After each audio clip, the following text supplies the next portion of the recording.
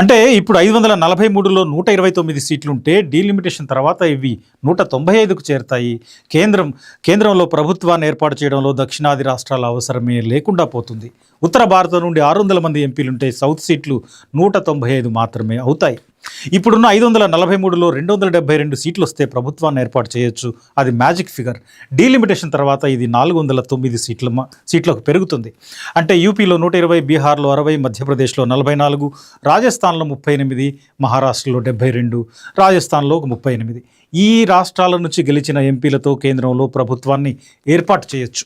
అంటే హిందీ బెల్ట్లో సీట్లు సాధిస్తే చాలు. 195 మంది ఎంపీలున్న సౌత్ ఇండియాకు ఎలాంటి ప్రాధాన్యత లేదు. సౌత్ ఇండియాతో ఎలాంటి అవసరం లేకుండానే కేంద్రంలో ప్రభుత్వాన్ని ఏర్పాటు చేయొచ్చు. అంటే దక్షిణాది రాష్ట్రాల అవసరం లేకుండానే కేంద్రంలో ప్రభుత్వాలు ఏర్పడతాయి. ప్రాతినిధ్యం ఇప్పటికే తక్కువ ఉంది. డీలిమిటేషన్తో సౌత్ నుంచి ప్రాతినిధ్యం మరింత తగ్గుతుంది. ఇదే రేవంత్ రెడ్డి, స్టాలిన్ వ్యక్తం చేస్తున్న ఆందోళన.